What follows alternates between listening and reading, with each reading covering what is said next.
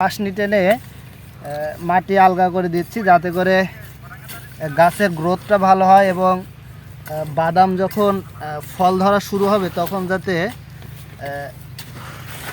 মাটিটা লুজ থাকে, যাতে করে বাদাম সহজেই মাটির ভিতরে ঢুকতে পারে এবং সাইজও মাশাআল্লাহ ভালো হয়। আসসালামু আলাইকুম রহমতুল্লাহ। ফাতেহা ফ্রেশ ফুড থেকে জহিরুল ইসলাম সুমন।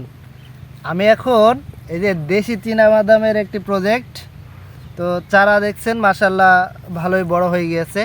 এই প্রজেক্টে প্রায় 3 বিঘা জমিতে দেশি চীনাবাদাম রোপণ করা হয়েছে।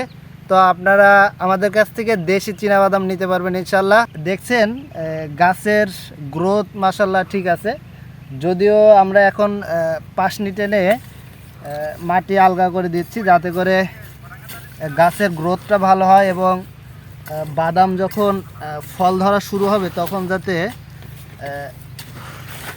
মাটিটা লুজ থাকে, যাতে করে বাদাম সহজেই মাটির ভিতরে ঢুকতে পারে এবং সাইজও মাশাআল্লাহ ভালো হয়। তো আমরা প্রিমিয়াম কোয়ালিটি একেবারে দেশি চীনাবাদাম আপনাদেরকে দিতে পারবো ইনশাল্লাহ। তো দেশি চীনাবাদাম নিতে হলে সরাসরি চাষিদের কাছ থেকে, কৃষকদের কাছ থেকে আমরা কিন্তু আপনাদের মাধ্যমে পৌঁছে দিচ্ছি সারা বাংলাদেশ। তো সেই পর্যন্ত অপেক্ষা করুন, ফাতেহা ফ্রেশ ফুডের সঙ্গেই থাকুন। আসসালামু আলাইকুম রহমতুল্লাহ।